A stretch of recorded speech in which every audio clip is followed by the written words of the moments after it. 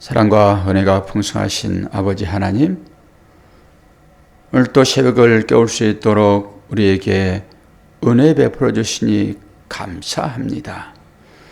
하나님의 사랑이 무한히 우리의 심령 가운데 흘러 넘치기에 오늘 또 피곤한 몸이지만은 무릅쓰고 주 앞에 마주 앉습니다. 크신 은혜 허락하실 때 우리의 심령 가운데 평안을 허락하여 주시고 주님으로 인한 감사와 기쁨이 넘쳐날 수 있도록 인도하여 주옵소서. 감사드리며 예수 그리스도의 이름으로 기도하옵나이다. 아멘.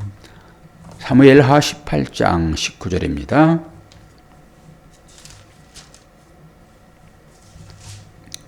19절에서 마지막 절까지 말씀 보겠습니다. 사독의 아들 아히마아스가 이르되 청하건대 내가 빨리 왕에게 가서 여호와께서 왕의 원수 갚아주신 소식을 전하게 하소서. 요압이 그에게 이르되 너는 오늘 소식을 전하는 자가 되지 말고 다른 날에 전할 것이니라. 왕의 아들이 죽었나니 내가 오늘 소식을 전하지 못하리라 하고 요압이 굿스 사람에게 이르되 내가 가서 본 것을 왕께 아뢰라 하매 굿스 사람이 요압에게 절하고 다름질하여 가니 사독의 아들 아히마아스가 다시 요압에게 이르되 청하건대 아무쪼록 내가 또한 굿스 사람의 뒤를 따라 달려가게 하소서 하니 요압이 이르되 내 아들아 너는 왜 달려가려 하느냐. 이 소식으로 말미암아서는 너를 상을 받지 못하리라 하되 그가 한사코 달려가겠노라 하는지라. 요압이 이르되 그리하라 하니 아히마아스가 들길로 다름질하여 굿스 사람보다 앞질러 가니 때에 다윗이 두 문 사이에 앉아 있더라. 파수꾼이 성문 위층에 올라가서 눈을 들어보니 어떤 사람이 홀로 달려오는지라. 파수꾼이 외쳐 왕께 아뢰되 왕이 이르되 그가 만일 혼자면 그의 입에 소식이 있으리라 할 때에 그가 점점 가까이 오니라. 파수꾼이 본즉 한 사람이 또 달려오는지라. 파수꾼이 문지기에게 외쳐 이르되 보라 한 사람이 또 혼자 달려온다 하니 왕이 이르되 그도 소식을 가져오느니라. 파수꾼이 이르되 내가 보기에는 앞선 사람의 다름질이 사독의 아들 아히마아스의 다름질과 같으니이다 하니 왕이 이르되 그는 좋은 사람이니 좋은 소식을 가져오느니라 하니라. 아히마아스가 외쳐 왕께 아뢰되 평강하옵소서 하고 왕 앞에서 얼굴을 땅에 대고 절하며 이르되 왕의 하나님 여호와를 찬양하리로소이다. 그의 손을 들어 내 주 왕을 대적하는 자들을 넘겨주셨나이다 하니 왕이 이르되 젊은 압살롬은 잘 있느냐 하니라. 아히마아스가 대답하되 요압이 왕의 종 나를 보내실 때 크게 소동하는 것을 보았사오나 무슨 일인지 알지 못하였나이다 하니 왕이 이르되 물러나 거기 서 있으라 하며 물러나서 서 있더라. 굿스 사람이 이르러 말하되 내 주 왕께 아뢰 소식이 있나이다. 여호와께서 오늘 왕을 대적하여 모든 원수를 갚으셨나이다 하니 왕이 굿스 사람에게 묻되 젊은 압살롬은 잘 있느냐. 굿스 사람이 대답하되 내 주 왕의 원수와 일어나서 왕을 대적하는 자들은 다 그 청년과 같이 되기 원하나이다 하니 왕의 마음이 심히 아파 문 2층으로 올라가서 우니라. 그가 올라갈 때에 말하기를 내 아들 압살롬아 내 아들 압살롬아 차라리 내가 너를 대신하여 죽었다면 압살롬 내 아들아 하였더라. 아멘. 여러분은 이 말씀을 읽으시면서 어떤 생각이 듭니까? 좀 계속적으로 전쟁 가운데 있는 다윗, 그리고 그 소용돌이의 원인 압살롬, 전쟁이라 하게 되면 생명을 내어놓고 싸우는 것 아닙니까? 서로 간의 원수가 되겠지요. 어찌됐든지 간에 화평 조약을 맺든지 그렇지 않으면은 수장이 죽으면은 전쟁은 끝납니다. 이 왕이 두 사람이 될 수 없잖아요. 왕은 한 사람만 있어야 평화가 옵니다. 그래서 그 왕의 명령에 따라서 백성들은 살면 되는 것입니다. 태양이 둘이 있을 수 없듯이 왕도 마찬가지지요. 그래서 모든 사람들이 이렇게 왕 되고 싶어 가지고 안달들입니다. 왜 그렇습니까? 사람들이 자기를 섬기거든요. 자기 하는 말에 다 복종하거든요. 이것이 왕의 권세입니다. 그래서 이 권세를 갖고 싶어 가지고 이 땅에 생명 있는 모든 존재들은 다 그렇습니다. 제가 동물의 왕국을 매일 5시 반 되게 되면 KBS도 하는데 제가 그걸 좋아하거든요. 전부 왕 되려고 합니다. 이 왕 되면은 어떤 혜택을 누립니까? 사자 같은 그 무리들은 전부 다 내 소에 들어옴으로 내 것입니다. 내 암놈을 다 차지합니다. 그리고 나무 새끼에서 나온 놈, 그 새끼들은 다 죽여버립니다. 자기 씨만 보존하겠다라고 하는 것이죠. 이게 욕심이지요. 함께 살면 좋잖아요. 나누어 먹고 살면 좋잖아요. 동물이나 인간이나 다 똑같이요. 처음에 하나님께서 지으실 때는 그렇게 만들지 않았습니다. 근데 사람이 죄를 지음으로 인해 가지고 그 죄가 동물에게까지 땅이 범죄했다라고 얘기를 하잖아요. 땅도 저주를 받습니다. 그래서 땅도 가시와 엉겅퀴를 내고 마는 것이죠. 모든 것들의 결말은 죄 때문입니다. 그래서 이 죄를 해결해야 됩니다. 죄를 해결하지 않고서는 절대적으로 평화가 없습니다. 우리의 마음도 마찬가지지요. 내가 뭔가 잘못하게 되면 그것 때문에 엄청나게 불편합니다. 근데 하나님 앞에서든지 내지는 사람 앞에 자기 죄를 고백하면은 마음이 풀어집니다. 그와 마찬가지죠. 우리는 죄를 가지고서는 살 수 없는 그런 존재가 되었다라고 하는 것이죠. 하나님의 형상을 따라서 만들어진 자들이기 때문에 그렇습니다. 이 죄 문제를 어떻게 해결할까요? 오늘 저는 이 말씀을 읽으면서 설교는 이 말씀 자주 했잖아요. 여러분도 이 내용을 잘 아시겠죠. 다윗의 시선은 오늘 말씀을 보면은 다윗의 시선은 어디에 있습니까? 이스라엘 백성에게 있나요? 아들 압살롬에게 있나요? 압살롬에게 있습니다. 다윗은 전쟁에 싫기는 하죠.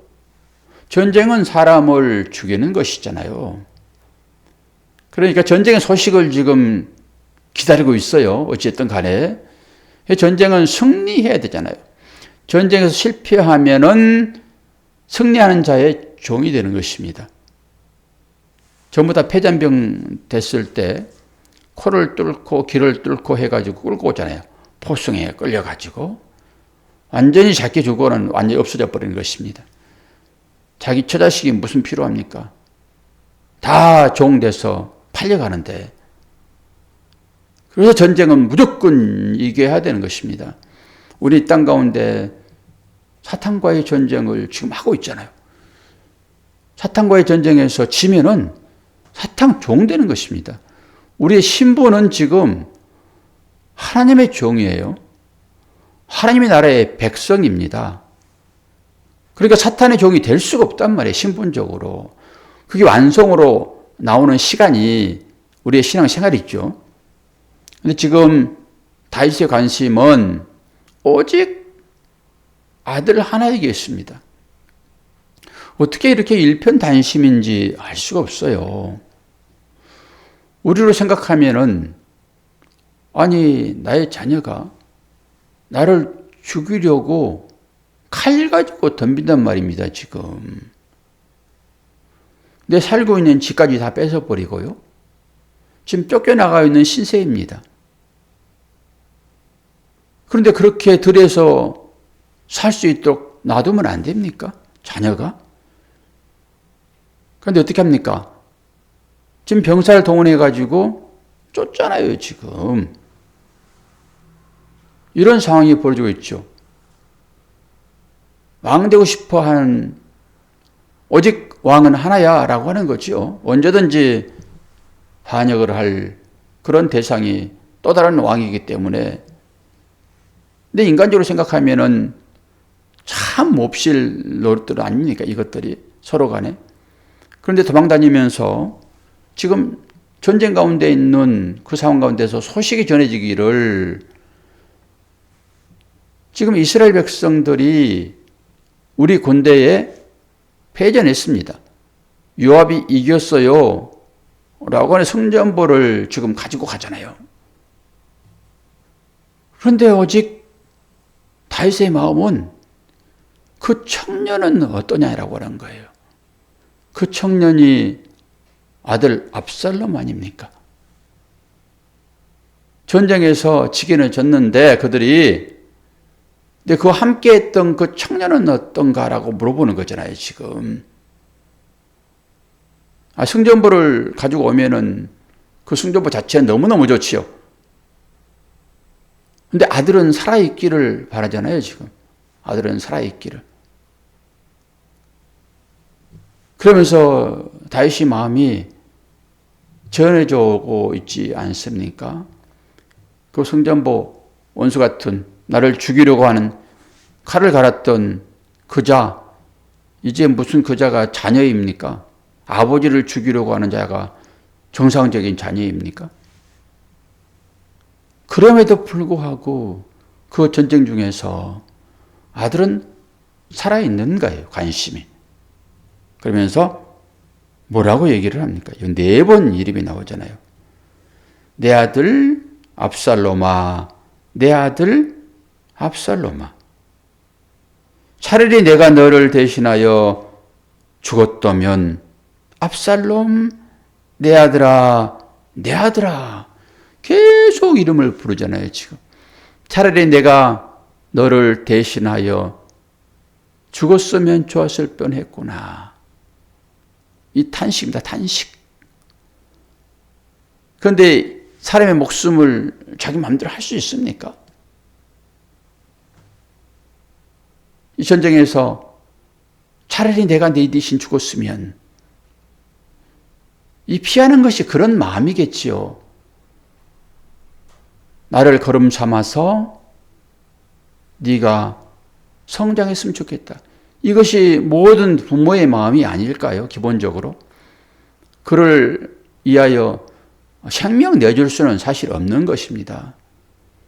내가 가지고 있는 이 모든 것을 자양분으로 삼아 네가 잘 되기를 원한다. 이게 부모의 마음이지요. 이 마음 가지고 우리가 자녀를 키웠잖아요. 지금 키우고 있고 마음을 반만 줍니까? 반만. 마음을 다 주는 거지요. 그것이 자녀인 거예요. 그래서 다윗의 마음을 저는 충분히 이해를 합니다. 차라리 내가 네 대신 죽었으면 좋겠다. 저는 가끔 그런 기도도 합니다. 지난번에 대단히 중요한 일이라서 차라리 나를 데려가세요. 제가 2번 그런 기도를 했네요. 저희 어머니 병중에 계실 때 차라리 그 병을 저한테 옮겨주세요. 이렇게 기도 한번 했고, 지난번에는 차라리 나를 데려가시고 이 아이를 살려주세요. 그건 진심이었습니다. 지혜가 그냥 이빠른 소리로 하는 소리가 아니라 이게 부모 아닙니까? 부모를 향한 자식의 마음이기도 하지요. 똑같지요. 지금 압살롬 죽음 앞에서 울부짖는 다윗, 이게 모든 인간들이 갖고 있는 마음이리라라고 생각을 합니다. 근데 이게 인생이라고 하는 거죠. 그러면 이 인생이 살아가고 있는 이 인생의 의미가 무엇일까요? 의미가. 우리는 이 인생을 통해서, 이게 인생의 우리의 삶 아닙니까? 이 삶을 통해서 우리를 간섭하시는 하나님을 믿지 않는 사람들은 이 세상의 끝이기 때문에 나 외에는 볼 것이 없죠. 물론 자녀들도 나와 똑같은 것이라서 내 가족 외에는 다른 사람들은 우리 가족을 위하여 사는 그런 존재인 것입니다. 근데 하나님을 믿는 사람들은 다른 개념을 가져야 돼요. 그래서 이 말씀을 통해 가지고 이 다윗과 압살롬의 이 상황을 통해 가지고 누구의 마음을 읽어야 됩니까? 아버지의 마음을 읽어야 되죠. 신앙인의 아버지의 마음. 이걸 전체적으로 딱 그 아버지가 오늘 이 아버지로구나 이렇게 볼 수는 없습니다. 부분적으로 살펴보시면 돼요. 부분적으로. 다윗과 압살롬의 그 관계 가운데서 우리는 하나님과 예수 그리스도 그 아들을 관계를 살펴보아야 되겠죠. 하나님은 완벽하시니까 우리는 하나님은 당연히 예수 그리스도를 이 땅에 보내셔야 돼요. 우리는 그렇게 믿잖아요. 하나님 당연하시잖아요. 이렇게 믿잖아요. 당연합니까? 내가 죄에서 구원받은 것이 너무나도 여러분 당연합니까? 하나님은 당연히 그 일 하셔야 됩니까? 물론 약속을 하셨기 때문에 하나님은 그 일을 하실 수밖에 없고, 우리가 하나님의 형상을 따라서 지음받았기 때문에 창세전에 구원받기로 약속된 자들은, 예정된 자들은 다 구원 받을 수밖에 없다라고 하는 우리의 신앙 고백이 있기는 하지만은 그거 당연한 것입니까? 하나님은 그렇게 하셔야 됩니까? 하나님은 권사님을 당연히 구원시키셔야 돼요? 한번 물어보겠습니다, 제가. 당연히 구원 받아야 됩니까, 권사님?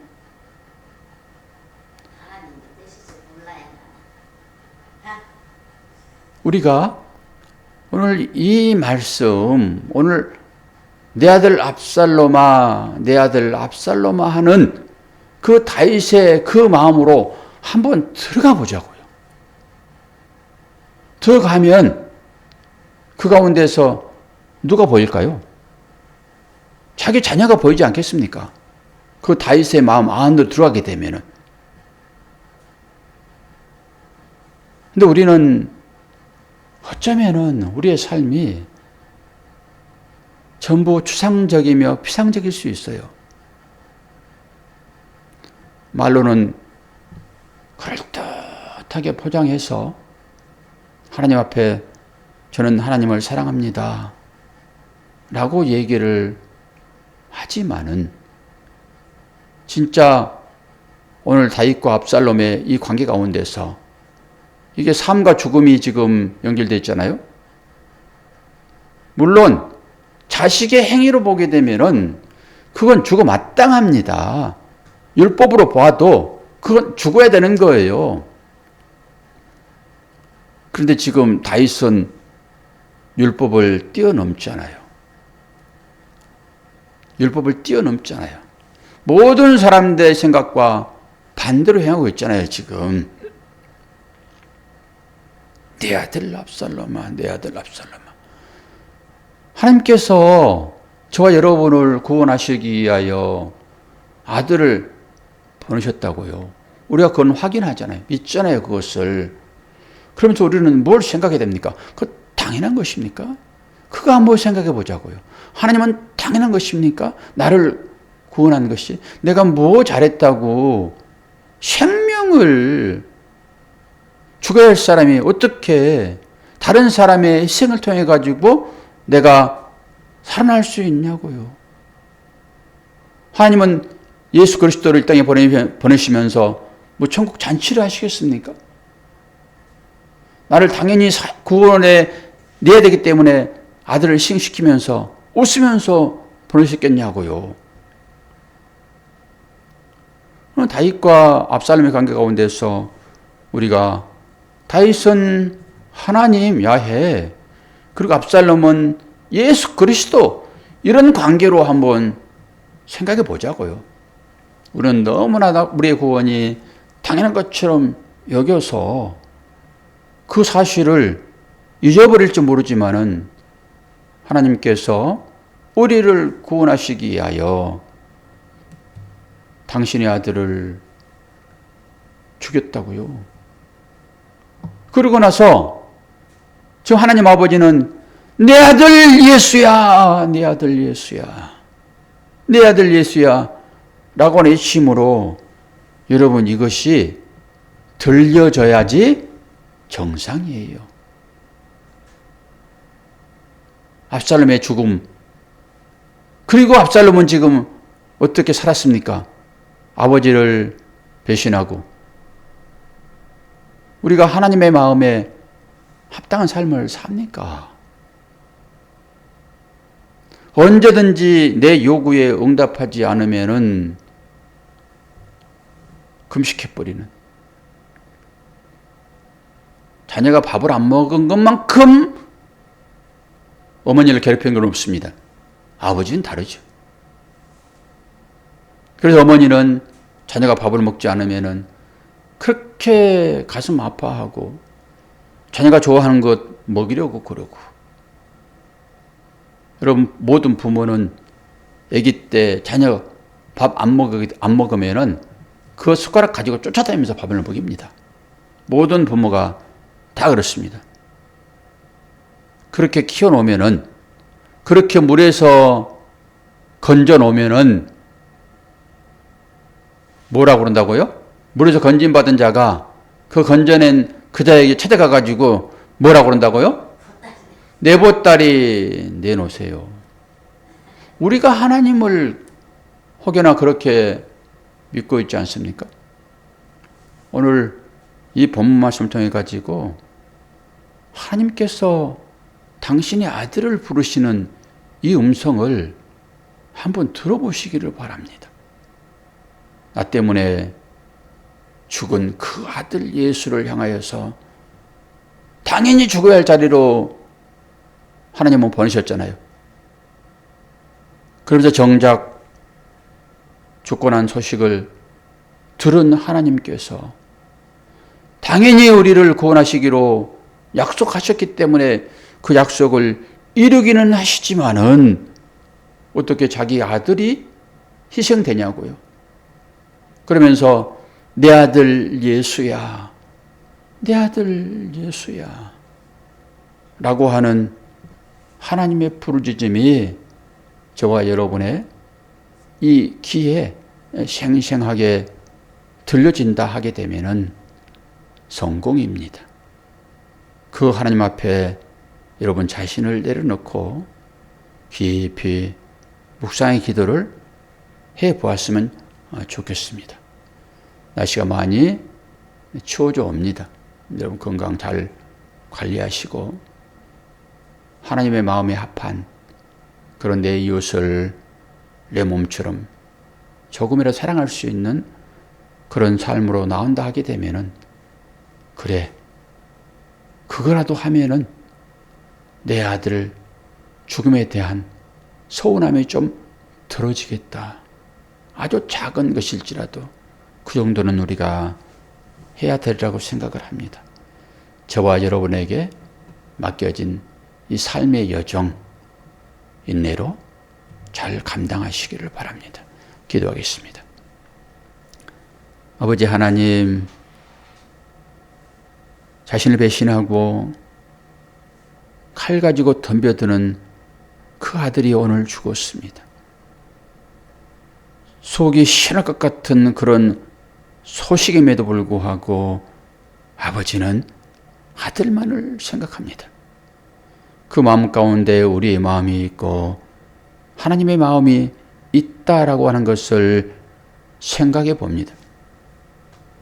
감각적으로 봤을 때 묻어져 버린 우리의 감성, 주님을 보게 하시고 하나님의 마음을 조금이라도 헤아리는 이 새벽 될 수 있도록 도우시어서 우리의 구원이 어떻게 일어났는지, 내가 이제 영원히 하나님과 살게 될 그 나라가 어떻게 우리에게 주어졌는지 깊이 묵상하다 보면은 그 아버지의 마음이 분명하게 보일 것이오니 주여 우리 모두에게 그 은혜 허락하여 주옵소서. 감사드리며 예수 그리스도의 이름으로 기도하옵나이다. 아멘.